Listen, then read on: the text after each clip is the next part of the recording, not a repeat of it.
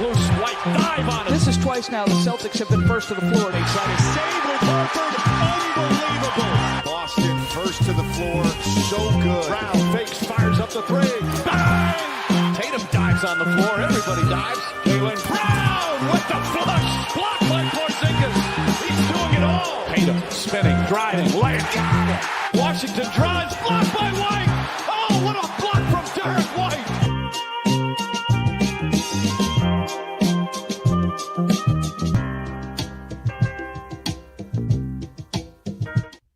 All right, welcome into First to the Floor. Ben Vallis here along with Jake Eisenberg. Jake, it's been 88 days since JT tore his Achilles, and it's approximately 80 days until the next NBA season. These are the doldrumiest of the doldrums. How are we doing, sir? We're doing good. We're doing good. You know, it was honestly, it was a stressful last 60 minutes for me. Like at the pub, about a 40-minute drive away, I had it all lined up perfectly. And then my chicken snitty and our tables steaks took close to an hour from order to arrival. And that really threw a spanner in the works. We made it just in time, baby. So are you like fanging it around corners? I'm picturing like dirt roads in like the Tasmanian beachlands, just fanging it around corners. Like, gotta make the pod, gotta get in the time machine. Well, exactly. We got to go into 88. Let's go. But no, because I had Ted, my lovely dog, in the back seat strapped in, and I'm like, I can only fang so hard with the Teddy monster in the back here because it's his life, not just mine, that I'm throwing caution to the wind with. So of course, yeah, there was, and right as I made it all the way home, and then to those dirt roads, I have to drive up my dirt road driveway, and I'm about to pull into the driveway. Possum runs right across from me, and like across the road, and I like put the brakes on. Thankfully, Teddy has the seatbelt in, and he got a little surprise, and I'm like, fuck the possum. I should have just killed the possum, and then it would have been lying in the middle of my driveway, and I wouldn't have to touch it. So, absolutely, you could have been like Ted Nugent gunning down feral pigs from his helicopter, but running over a lone possum. How are you, Ben? Dude, I'm so good, dude. I hooped today. Like, actually wow. played. So, like, with a caveat, right? So, like, I had ACL meniscus surgery 18 months ago. I'm very old, so it's not a 9-month recovery. And I hooped down at Camperdown Court. That's where I go and shoot hoops. You've been there before. I think you played ball with Nick Kyrgios down there at some point. And people come up to you and they ask you, like, hey, we're playing. Like, do you want to play pickup? And every time I have to say no, and I point to the very visible scars on my knees, and I'm like, I can't. Like, I'm still recovering. Anyway, today, a couple of, like, I guess, like 15-year-old kids came up to me and asked me, and I was like, yes. The answer is yes this time. This is like, 'cause it's like training wheels, right? Like, if I'm going to ease back into hooping, I'm going to do it this way. Now, stop me if I've never told you this before, but like, if I ever win the lottery at any point in my life, I will like quit everything that I do except for the show and like open a bar, like a hoops theme bar, like an NBA theme bar in Sydney as an extension of this podcast, just like bringing the vibes, like adding some locality to the vibes. And it'll come with lots of different trimmings, lots of different services. But the one thing that I want to offer is the Shack experience. Are you familiar? Have I told you about the Shack experience before? I'm not sure I'm familiar with the Shack experience. Please. It's a premium service. Like, hear me out here, where you play. It's like 3-on-3, and you're playing. Everyone who plays with you is like a much smaller person. So like, maybe we have to hire some little people for this. What are you saying? And you're playing on like 8-foot hoops, and essentially you change all the other dimensions relative to your body height so that you can play, like, you have the Shaq experience, and you essentially dominate, and you can dunk everything, block everything, and just be as dominant as Prime Shaq. I basically had the Shaq experience against these kids today. Once I warmed up, I was just like, feed me the fucking ball in the post, and it was like drop step, like go to the hole and dominate. It was a lot of fun. And like, I am not a good basketball player. I have had very little basketball success in my life. It's been mostly defined by injuries. Today, I had the Shaq experience against these poor little boys, and glorious, Jake, glorious. Was it 3-on-3, 5-on-5? It was just 2-on-2, and so my partner knew the assignment: feed the big fella down low and let him go to town. So good. I just want to live in that moment. I thought you were going to say, firstly, I would love you're gonna have to find some very small people for me to have the Shaq experience for, but I would definitely be willing to pay for that. But I thought you were gonna say if I win the lottery, I'm just gonna do what LeBron does and spend the $1 million, yes, juice, and spend the $1 million per year on my body, so I too can play like I'm 25 until I'm 41. It's gonna take more than $1 million a year. Yeah, for me at this point. The limit does not exist on that one. Anyway, sign up to the Patreon if you want to see the Shaq experience happen and come to fruition. Then join the Patreon. We need the funding. Jake, maybe you should set up this segment. It was your idea. It came from the brainchild of one Jake Eisenberg, but the Boston Celtics Time Machine. Well, yeah, I forget where I was. I think, in the midst of teaching the future generation of Australian swimmers this morning, a lightning bolt hit me and was like, let's do the Celtics Time Machine, which is essentially a fancy way of saying Celtics what-ifs. And so the Time Machine, we're hopping in the DeLorean. We can go back to any moment in Celtics history, and you have the chance. You have to essentially, what's your elevator pitch? If I get transported to the day of Jason Tatum tearing his Achilles, like, who am I talking to, and how am I convincing that person to do what I'm telling them to do?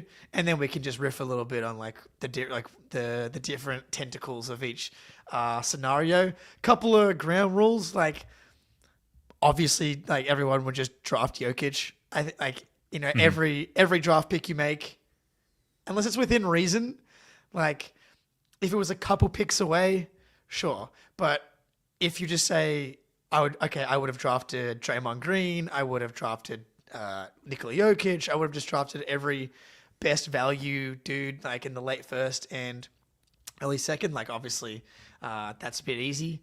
Yep. And then injuries, I think if the injury happens in one cataclysmic moment, I think that there's an argument to be made that it falls into this category. So I know Steven in the Discord brought up the Rob injury, and I'm like, firstly, which one? Mm-hmm. And I'm not sure, if it's that type of thing, how you would even solve that one, but maybe you've got an idea. But yeah, that's the premise. Celtics what ifs, but in the form of the Celtics DeLorean. I love it. Let's jump into the Duck Boat DeLorean and gun it to 88. I think there's probably a couple of easy ones we can get out of the way concerning dead players. I don't know how else to phrase it. You're going to go back in time, I'll let you complete this, but the first thing you're going to stop or change is what? Is Len. I mean, so Len Bias obviously is number like the Reggie Lewis thing. Again, I'm not sure how you're going to stop that one. That's going to be because they kind of tried to, right? He didn't pass away with the first heart condition. When he went down, it was the second one after the doctors examined him. So outside of telling him just to not play basketball anymore so that he survives.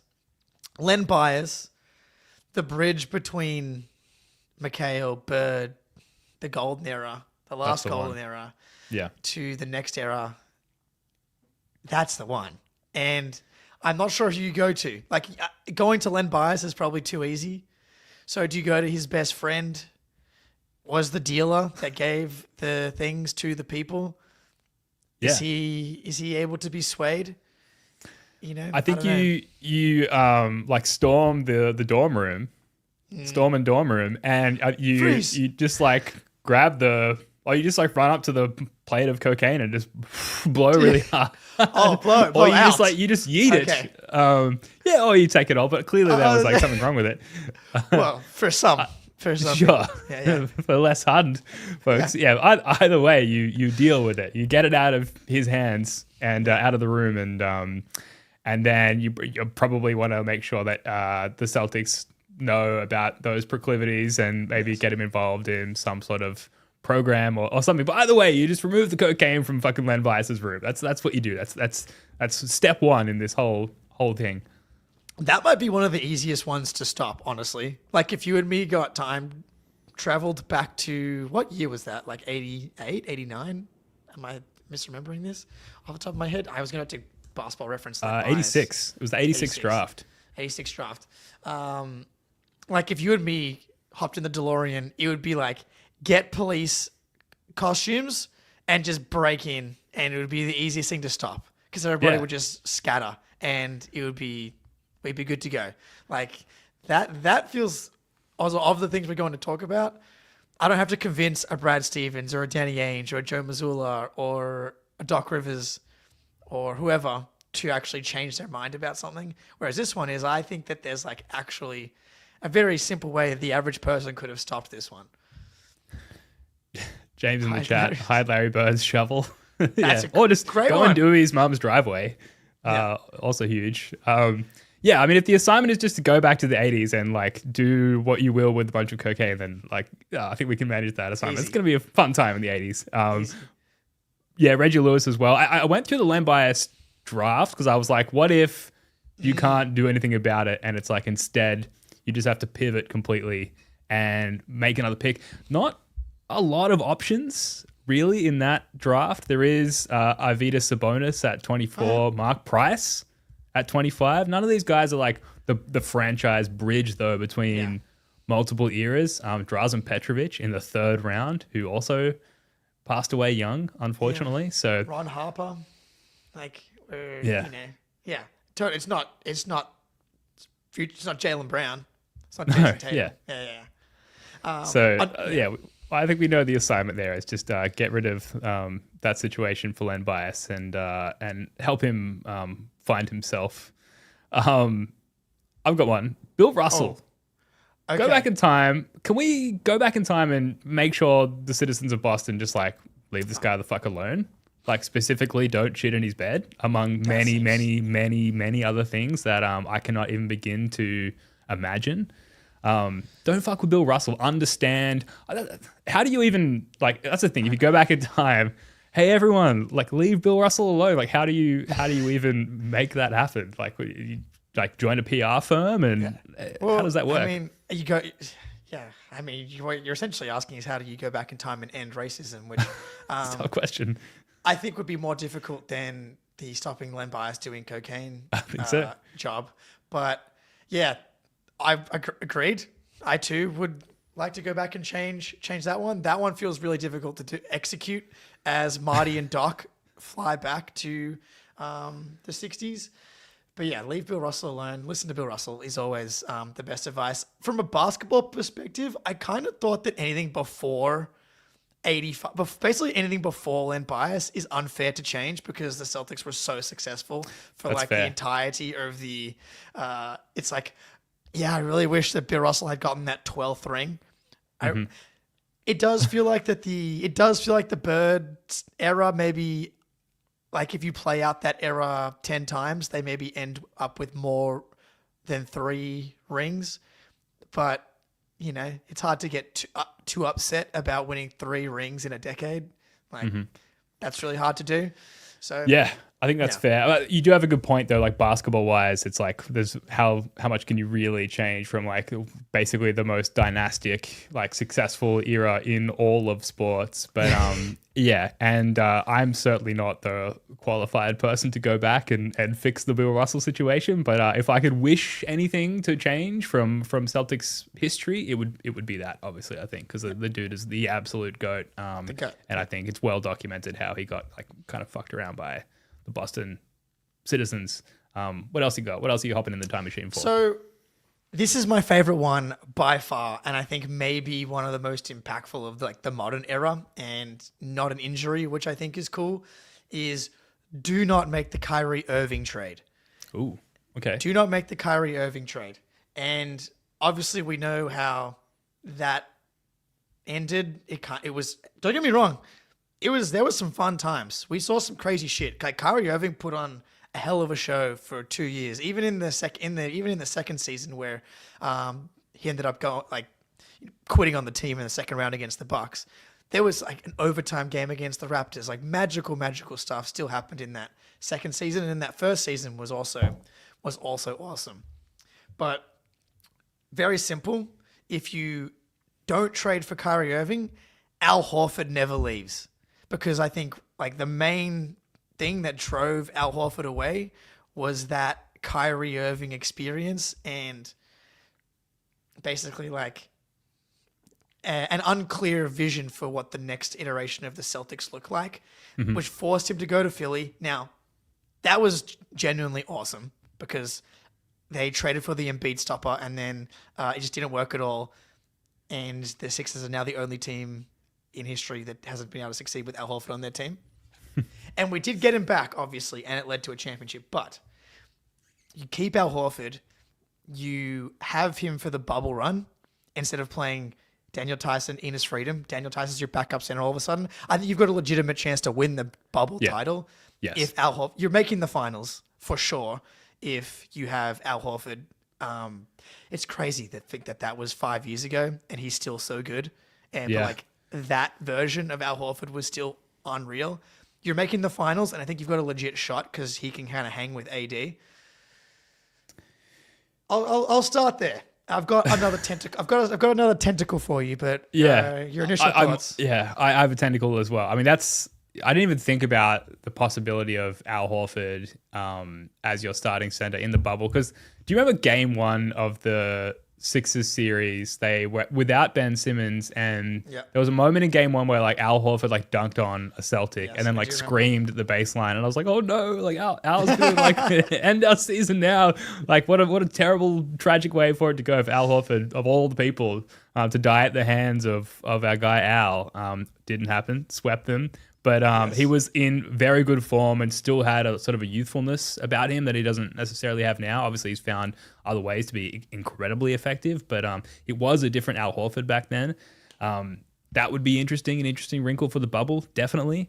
And it's saying that we got so far with the front court personnel that we had. But maybe you're about to go this way as far as tentacles are concerned. But if you don't make the Kyrie Irving trade and the pitch to like the front office, like how you spawn in that time and how you make your like approach and how you like position, like let's not make that trade.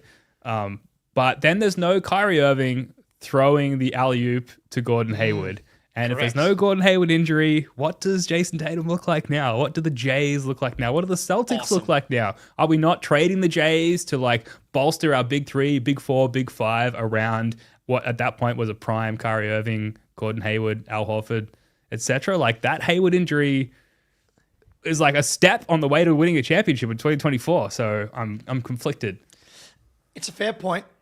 And obviously we're going to play glass full on this episode of the Time Machine. Well, for the most part. And Ben, I really, I like the devil's advocate that you throw out here every once in a while.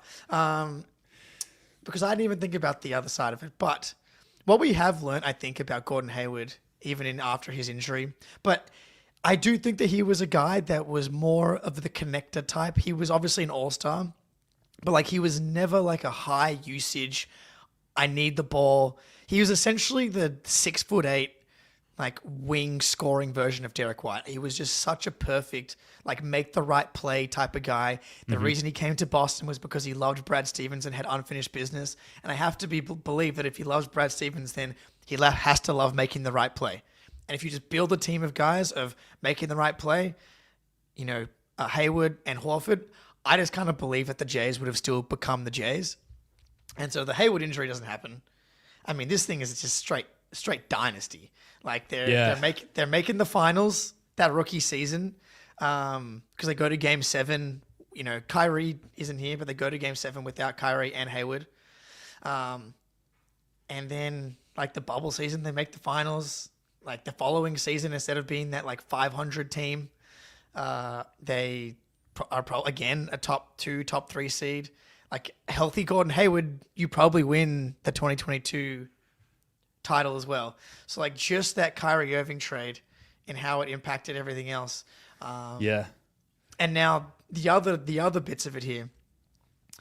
You traded away the 8th pick in the draft, the final of the 3 Nets picks. The first 2 became Jalen and Jason.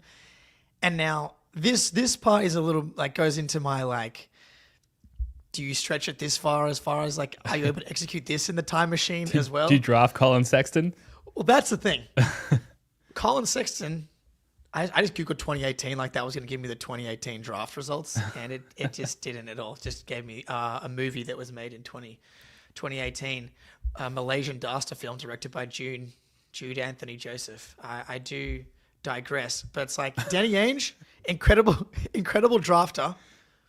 Would he have drafted Colin Sexton? The perfect scenario here is instead of drafting Colin Sexton, you draft Shai Gilgeous-Alexander, who was in this same draft.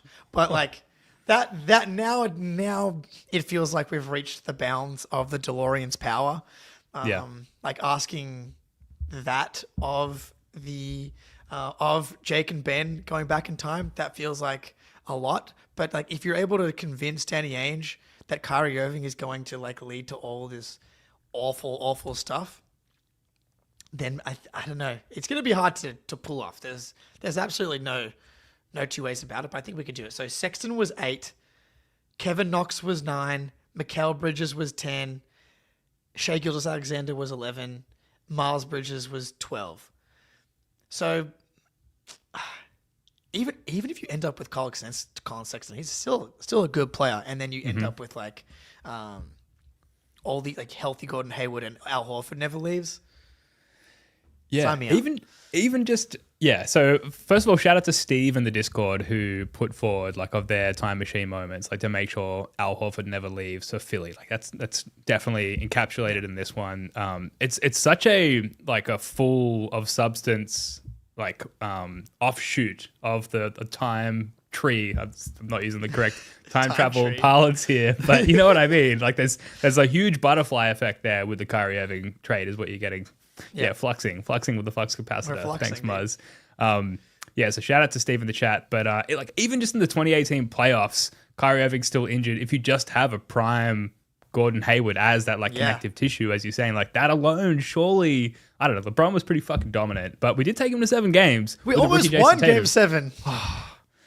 Oh, it still pains me to today, but there's just so much with that Kyrie Irving trade, and then like the Shai situation. Like I think in order to try and make that happen, you almost need to go back in time with an iPad of like Shai Gilgeous-Alexander like 2025 finals footage and be like, this, like I'm from the future, here's my proof. Like look at the broadcast, like there's advertisements for shit that like doesn't exist yet, like clearly this is real, undoctored.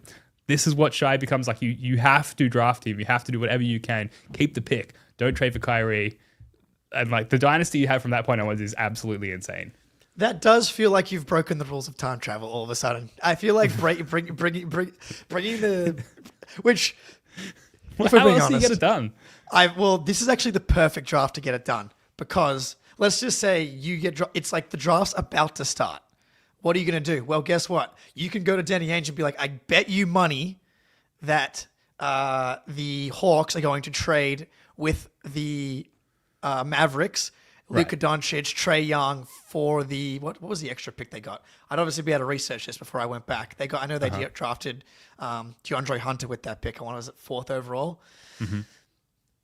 That's about to happen, and as soon as that happens, Danny Ainge turns to you and says, "Okay, we're drafting Shai Gilgeous-Alexander." And even if you get Colin Sexton, I guess the question here is like, what happens with Isaiah Thomas?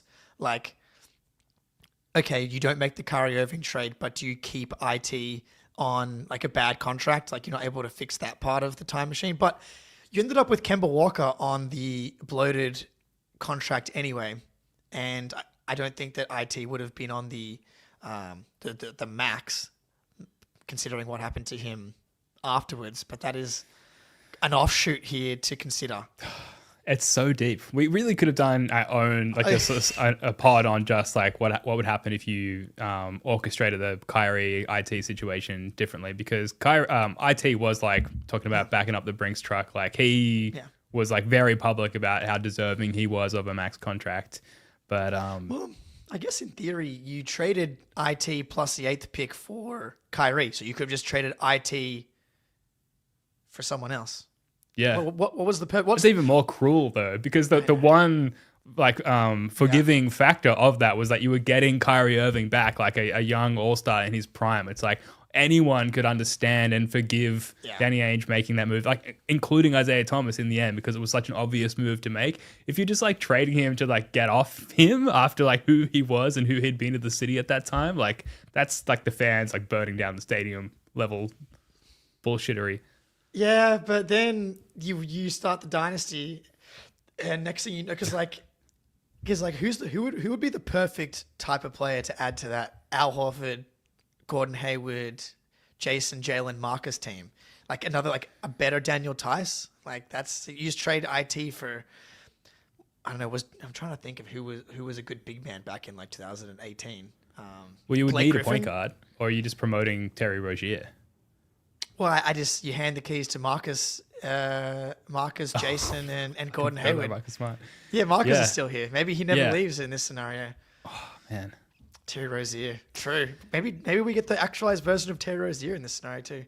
Scary Terry. I think we probably, for the sake of time, need to move on from that time machine nugget. I But know. clearly, all of our like fuel in the flux capacitor in this scenario is going to be used on traveling back to 2018 or 2017, I think it was. Before we move on to our next time machine journey, I think it's time to take a break and hear a quick word from our friends over at PrizePicks. Jake, if you've got the read That's there. right. Ready to go. PrizePicks time. Let's do it. The Red Sox back 8-2 in their last 10. WNBA. Drake May lighten up joint practices. Drake May might play football tomorrow preseason. Should we go more on completions? Should we go more? Paige Beckers. Has she taken over Caitlin Clark as the next great WNBA player? It's possible. It's possible. Download the app today. Use code CLNS to get $50 instantly after you play your first $5 lineup. Download the app today. Use code CLNS to get $50 instantly after you play your first $5 lineup. PrizePicks, run your game. Shout out PrizePicks, great way to enhance your hoops or sports viewing experience. And thanks to the CLNS Media Network for promoting and presenting the First of the Floor YouTube podcast and audio podcast. You should be subscribed to both of those. And hit that like button as well. If you're watching now on the live stream or later, please hit the like button. Help us defeat the algorithm. It's very, very helpful. The Tatum injury, I think, is like a very quick trip back in the time machine. You brought it up earlier. Like, what's the elevator pitch? Like, because it's so recent. There's very little offshoots. So I think the focus can be like, what are you doing? Because if you go on Reddit at all, there's always like, if you were given the ability, you could go back and stop 9/11. Like, how would you do it? Similarly, like with the Tatum injury, like what could be done? Well, firstly, who do you think the best person to speak to is? Is it Missoula? Is it Joe Mazzulla. Tatum? I think it's Missoula, right? Because he would just straight up believe that you're a time traveler. I think He would not question you. it is so outlandish that you couldn't just disregard it.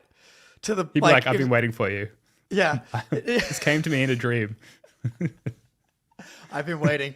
And then you just tell him again, similarly to the Trae Young Doncic trade. You just tell him how the game's gonna play out. You're like, Tatum's gonna be carrying the fucking team, and everyone else is gonna be playing like dog shit. Just take him out for a minute in the fourth quarter when you're down 5. Just take him out for a breather. Is there anything else you could do? Like, are you gonna be able to convince him to actually not play Tatum in game 4? I've thought about this a lot and have long thought that like the catalyst for Tatum's injury was not like a moment in game 4, whenever it was in like all the games prior leading up to it, the lackluster performance from the Celtics to even get to a point where a move of such desperation from Tatum, that sort of leap, that awkward leap forward where he shredded his Achilles, was even required in that moment. If you just come out game 1 versus the Knicks and game 2 in particular and just are yourselves and take the series and the opponent seriously, you're not even in a situation where like Jason Tatum needs to put his body on the line like that and leap forward awkwardly like he did. So somehow I'm convincing Joe this is a real possibility, man, and you need to get into the team's head from before game 1 and help them understand what's on the line here. Like, if you guys don't come out and take this shit seriously, like we could see a fallen brother, the best player on our team, and the implications going forward, how it'll adjust the team's trajectory going forward for you guys just like not showing up to work properly. Huge implications. So you need to like show up day 1 and like play the 2024 versions of yourselves, essentially. Otherwise, there's going to be big trouble. I think that's my angle. That's okay. It's like more broadly But preventative. I don't think that they didn't take the Knicks seriously though. Like I don't think that's why. I think the best way to do it would be just, hey, Porzingis is going to look like garbage immediately. Stop playing him. And play Luke Cornett. That 4.4 points per game seared into my frontal cortex. 0 points in game 1, 2 points in game 2, no defense, can't rebound to save his life. And then on top of that, the black holeness of like the pull to want to give him the ball when he has a mismatch, which is part of the offense, and that just kept slowing everything down. Not to mention all the times he kept ducking in at the worst possible time to try and get post-ups. Yeah. I think it's like, Joe, dude, don't give him 1 quarter. Don't give him 2 or 3 or 4. Give him 1.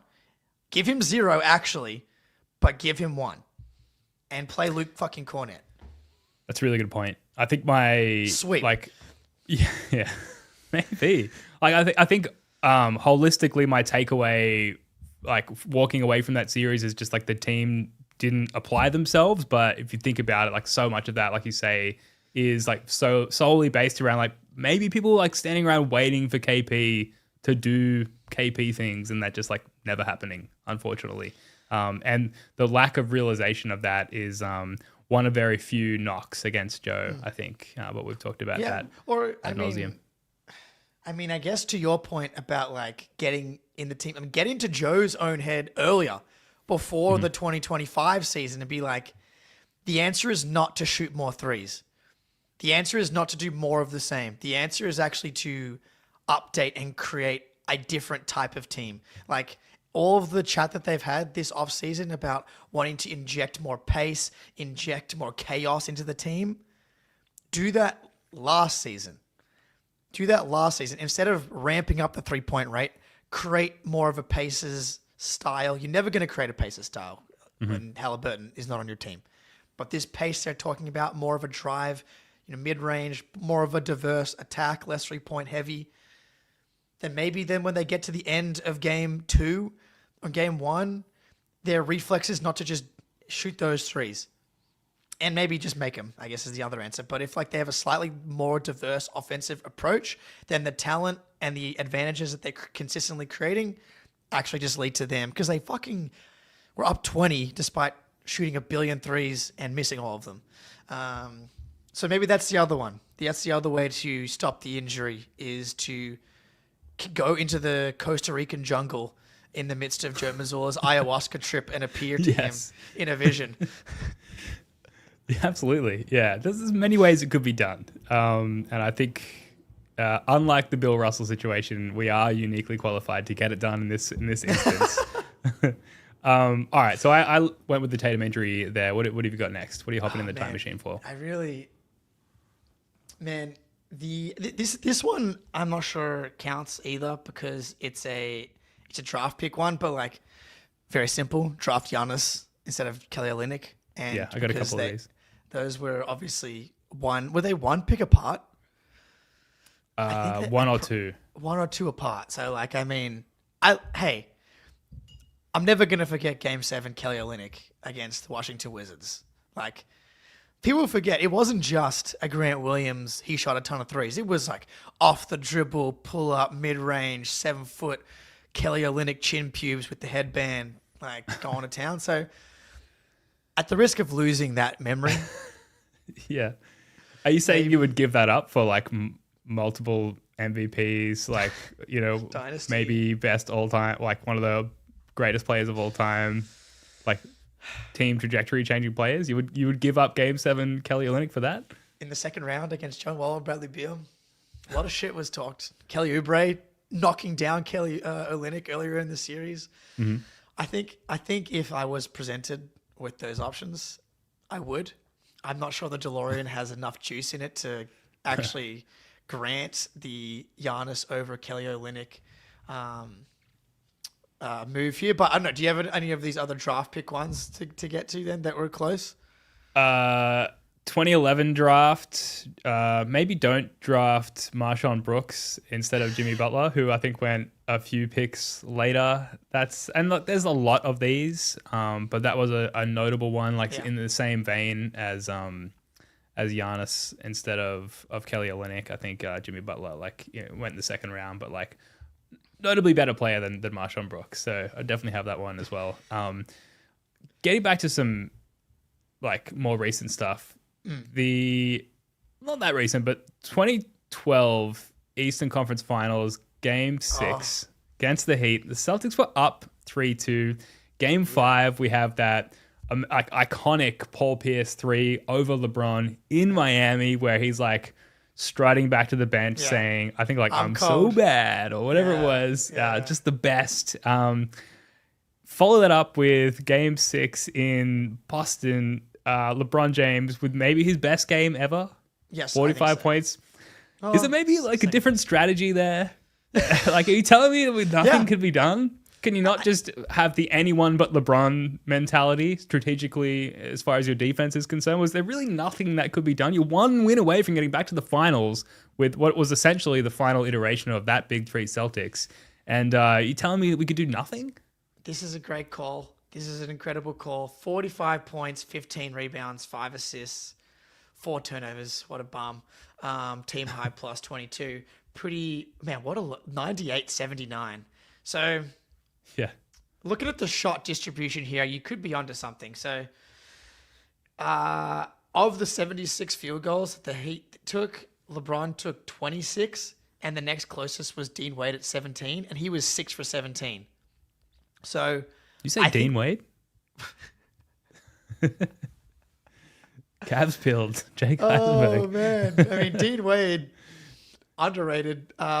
Dwayne Wade, 2006 Finals MVP. Dwayne Wade, 6 for 17. And then no one else on the team shot more than 8 times. So, yeah, I'd say funnel shots and usage away from LeBron James, who played 45 minutes in this game. Insane. I've still never seen the game. Yeah, me neither. Actually, no, I have seen the game. I think I was watching it in the cafeteria while all the bandwagon Heat fans were screaming in my ear holes. It's a tough I've memory. legit memory holes. Yeah, I was I actually can't remember any of the game. I can just only remember being people pushing me and yelling in my face for an hour. But it kind of also feels like an offensive problem. Paul Pierce, 4 for 18. Tough. It's going to be tough to win too many. KG, 6 for 14. But you're right. And they lost by 19. Yeah. But, hey, even if you go down, I'd much rather go down and not give up LeBron's greatest game of all time. At least greatest game of all time in a win, for sure. Because I think game 1 of the Warriors series where he had 50 is up there as well. But... this is the game. This is the meme. This is the bending over with the thing. And of course, he did it to us again. How many times? Well, at that moment in time, we had really only ever done it to him. And so there was such a big moment for LeBron James's career arc. And so you understand the intensity, not like this, not again.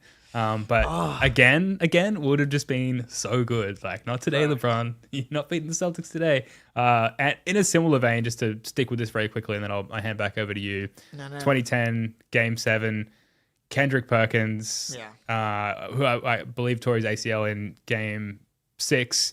You're either doing what you can to prevent that injury, and there's so many rabbit holes with the injuries and the time machines. Yeah. We're not going to go down all of them. But is there a... let's not lean so hard on Rasheed Wallace, Doc Rivers in Game 7. Is there something else that could be done there? Again, it's tough. But both teams shot poorly. The difference was rebounding, specifically offensive rebounding by the Lakers in Game 7. Got to be another strategy out there. Clearly, it was not Rasheed Wallace. It's one game, and if it had happened earlier in the series, you'd like to think that there'd be another pivot back towards prioritizing rebounding. But was a tough way to lose a championship to the Lakers. Yeah. Starting 5 still never lost a series. Yeah, that's right. Yeah. You got to stop that one somehow. Again, these injuries is Doc. I feel like Doc Rivers would be a time travel, not in the same way that Joe Mazzulla would be a time travel respecter, but I think you get in there. You know, you mentioned the cash in the ceiling of the locker room. That's how could anybody know that? That's genius. Done. Okay, we've got another title. 2010. Oh, thank God, because that 2010 Ron Artest shot. I mean, I've still never watched that game either. Both those games I followed at work while they obviously happened during the day here in Australia. I followed them on the Celtics.com chat room that used to be run by Mark D'Amico, and both of them I walked away from never watching those games. Yeah, good. Bad vibes. Good. Yeah, definitely not. Yeah, that's a good one. I guess in that same vein, it'd be really nice if Garnett, we could stop his knee from getting injured in 2009. I guess the answer to that one would be just don't play until the playoffs. We literally don't just ramp up in March and you'll be good to go. Just keep yourself fresh and get that knee right. But not a big load management guy, KG, I don't think. But they were 44-11 at the time of his injury. It's brutal. God. Yeah, he probably played way too many minutes in games at the point of that game. All right, another game plan specific one. We kind of touched on it with the Kyrie Irving one, but Game 7, Tatum's rookie season, where he has the dunk on LeBron, essentially Tatum's coming out party in that playoffs. But that specific game, he has the moment, he dunks on LeBron, and then he has a step back three in the corner, and I forget what that took the score to, but they may have even been down 3-5 or something like that, and it was oh my God, is this happening? And then Tatum didn't touch the ball again for the rest of the game, and Terry Rozier, boy, did the scary Terry magic run out. So again, Brad Stevens, we're going Tatum Horford 2-man game. That's it. Get out of the way, and that's what we're spamming it. All game, all the way, all game, all the way down the stretch. Get out of the way. Terry can hit. Jesus Christ, 0 for 10. Marcus Smart, 0 for 10 from 3, 2 for 14 from the field. Marcus Smart, 1 for 10 from the field, 0 for 4 from 3. Honestly, 31 minutes for Smart. The fact that he only took 4 3-point attempts, I'm actually kind of proud of him. I know he missed them all and had 7 assists to 2 turnovers and was a +2. So, wow, Jason Tatum was a team worst -17 in this game. That's single game plus minus. Single game plus minus. Not always the way. Because obviously he was incredible. Before he became the plus-minus god, 24-7 as a rookie in Game 7 against LeBron James. But yeah, Tatum, Horford. Of course, Horford was 17 points on 7 for 12, 4 boards, 3 assists. Doing his Al Horford thing. Just go to the big dog. Let Tatum and Horford go down with that ship as opposed to the Terry Rozier ship. Not Terry Rozier trying to take LeBron James to the rim and getting rightfully swatted. So bad. So what was he thinking?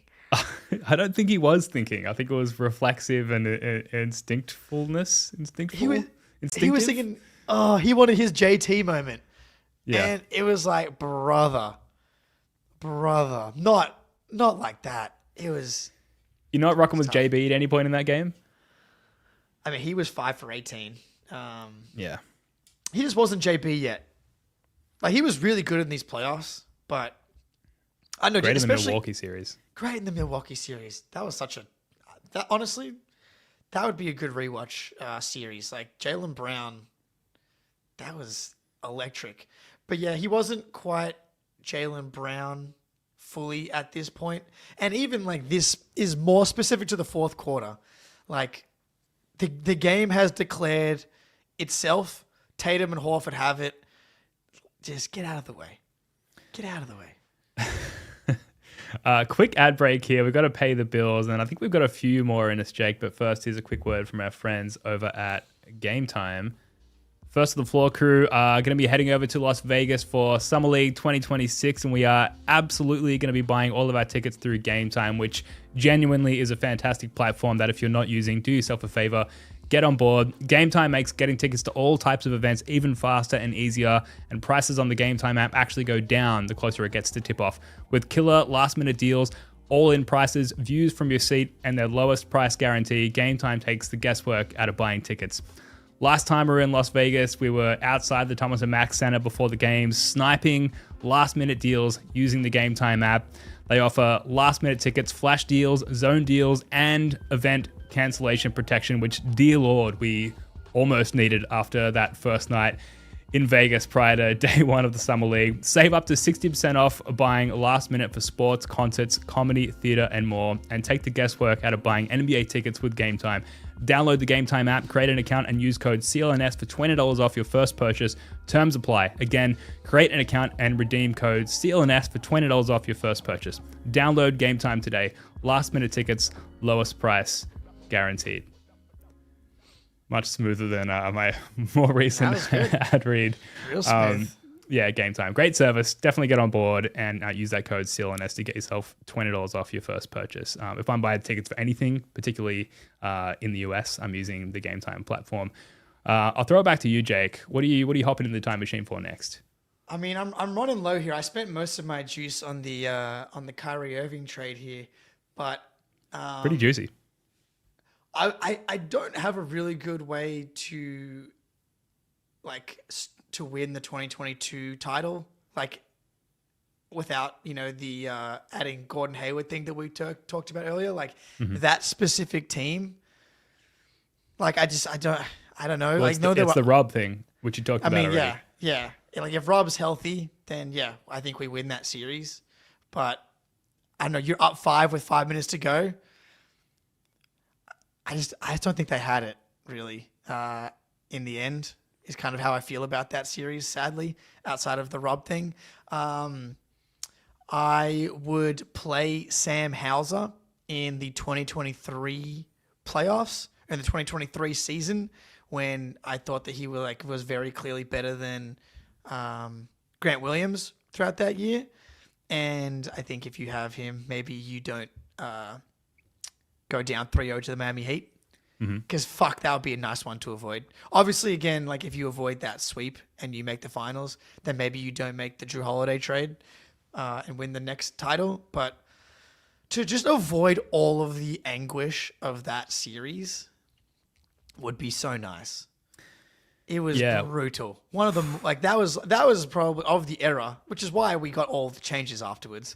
That was the most brutal of them all for me.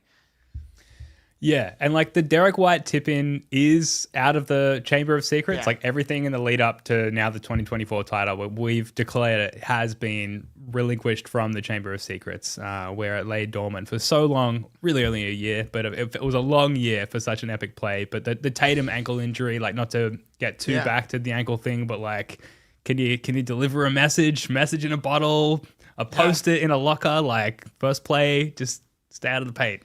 Just your ankle's at stake.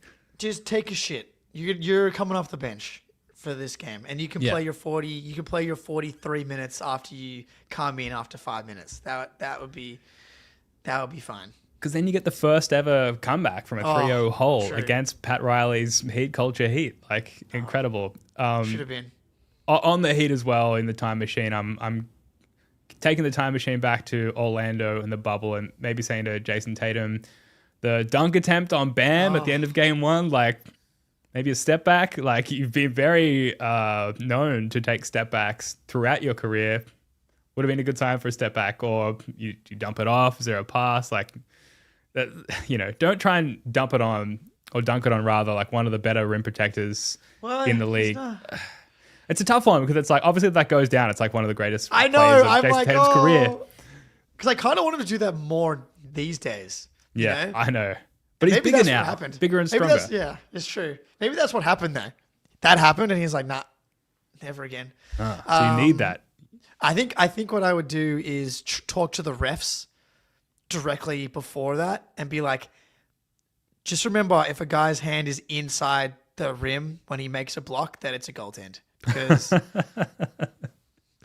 yeah, it's a good that's illegal and assault, and it should not be allowed. That sucked. So much fuel in the Mandalorian is just like spent on going back and having like sideline conversations with referees. This play's coming up. Here's how to interpret it. Oh man, yeah. By the way, Nick Nurse is on the fucking court in the bubble. Yeah. Just so you're aware. This is a great one from Muzz. The Tony Allen injury after the dead ball. That feels like a really easy one. That's like an actual one. That's like maybe as easy as Len Bias. Just throw something at someone. Throw some water on the court or like not obviously that. Done. Genius. Don't throw a dildo on the court, by the way. It's a very dumb thing to do. Unless you know for a fact that a player is about to tear their ACL. Yes. That's the one exception. It's the one exception. 1996 NBA draft, Antoine Walker. Do you know who could have drafted instead? 96. Is that Kobe Bryant. Yeah. Steve Nash. Nash, that would be good. No, I'm not throwing too much shade at Antoine Walker, but like, No, could have been different. Those guys are better. I don't think that's a hot take. Yeah, I agree. Strong agree. Because they were, man, Antoine went high in that draft. I don't have the exact draft in front of me, but he went higher than Kobe, who I think went 13th. So he was a lottery pick. That's crazy. You got anything else? I've got one or two more. Throw them at me. I got nothing. I'm done. 1987. Sixth. Kevin McHale, broken foot. Take a seat. Like you won't win at 87, but like you also like won't fuck your career and your life. Like the dude is Limpy McGee on the regular out there even today, which is insane. Like, can someone fix Kevin McHale's foot, please? Yeah, like, come on, dude. Has he not suffered enough? So like, don't play the 87 playoffs, Kevin McHale. Yeah, I think that's a really good one. Yeah, like I really appreciate that in the Celtic City documentary. He's like, I wouldn't change a thing. Like I what a fucking warrior. That's bleed green to the core. But yeah, that's why you have to go back because he's not going to do it. Yeah, exactly. If he goes back, he's doing it again. So you got to go back and be like, Kevin, I promise you're not going to win the title this year. You have a legit chance of winning the title the following year and the year after and being like an actual, late career guy. But your career will be over and you will not win the title this year if you play. Just fix your foot. But I don't know. I feel like Kevin McHale's he's not trusting me. I don't know. That's going to be a tricky one. That is a tough one. Yeah. I've got two more. We are going to continue on the Patreon after this. We've got a whole bunch of stuff to get to. So if you like the show, if you want to support the show, subscribe to the Patreon because we are going to keep it going in a little bit live on the Patreon stream. But I've got two more. 2016, Kevin Durant, free agency pitch. Oh, you lead with Tom Brady. Amazing first punch. Like, could not have a better first punch than Tom Brady. Second punch, not so good. Not so good. Getting back to the Kelly Olynyk of it all, like can you approach that differently? Is there not? Can you bring like Big Papi? Like, is there no one else you can bring in that scenario to try and like get the deal done? Yeah, it's too bad that Game 7, if I'm not mistaken, against the Wizards wasn't before the Kevin Durant pitch. Because if only Kevin Durant. Maybe Kelly Olynyk should challenge him to a 1v1 because I know that my Canadian Mamba has something for that dude Kevin Durant. But yeah, dude, I honestly though, like, if you could go to Kevin Durant and tell him that you're not going to find happiness, you're not going to find true joy by going to the Golden State Warriors. You're going to win 2 titles and you're going to create probably the best team that's ever been assembled. But you're just not going to find the joy. Your career is not going to be respected in the way that it deserves to be. Your legacy is not going to be at a place that it deserves to be if you go to the Warriors. But if you come to Boston, the most historically successful franchise in the NBA, we got Jason Tatum on the way. If you're able to convince him to actually make that move, I think about that one not as much as I think about the Kyrie Irving time machine, but the Kevin Durant version of like the Jays still staying. Going back to what you said about, does that mean you lose Jalen or you lose Jason? I just always think about it in their form of Jalen and Jason both become as good as they are today, and then you just get to add prime Kevin Durant on top of their whole Still career. have the picks. Yeah. Oh, and I mean, you almost certainly trade them, but well, maybe not. Who knows? Not in my we got time to convince Danny Ainge to not trade the picks. that's true. Yeah, man. Prime Durant with Jalen and Jason were just because there would have been no Warriors to contend with, or they would have been not to the same degree. So many ways where we could have had a dynasty. It's just on pause right now. Don't worry, guys. Is it not malpractice to not have the foresight? I think a lot of people did in 2016 to say to Kevin Durant, like, people will not respect you if you go and join like the not the past champions, but like exactly, like you will not be respected. You would like to think that in all the free agency pitches, someone just like came out and said that. Like that's why you bring Kelly Olynyk to like say the quiet part out loud, right? Yeah, because then you can be like, I know you don't like Kelly Olynyk now because he disrespected you to your face, but we've already traded him. We will trade him immediately. Yeah, he's already Name gone. a team. He's literally gone. So, all right. Finally, 2022, like with hindsight, with the benefit of hindsight, like, do you just go with Joe Mazzulla? Do you not appoint Ime Udoka as the coach, and knowing how everything pans out? Maybe like similar to how you can call in a bomb threat. Do you call in like a sexual abuse allegation, falsify one in the direction of Ime Udoka just to make the Joe Mazzulla thing happen earlier? Yeah, well, I mean, at least if you make a false allegation, then maybe Ime would be more on his toes as to not do the actual allegation, do the thing that got him fired.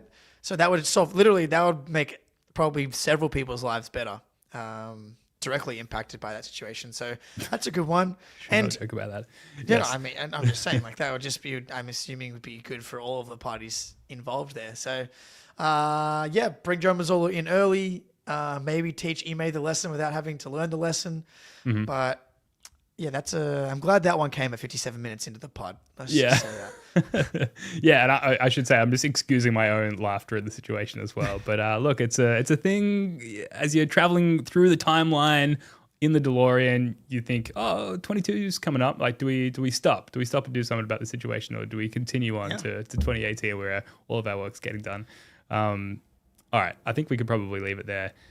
That's going to do it for this one. Thank you so much for joining us. We're going to keep it rolling over on the Patreon now, like we said earlier. So if you enjoyed the show and you want to support it, go subscribe to the Patreon. Jake, any closing thoughts? I really enjoyed that. That was fun. So I appreciate everybody tuning in, and drop some other Time Machine stuff in the comments below. Please do. That'd be great. We'll be back early next week, and in a moment, again, on the Patreon. Shout out to everyone in the chat. Thank you so much for joining us early there in the States. Jake Eisenberg, love your work, man. Until next time, go Celts.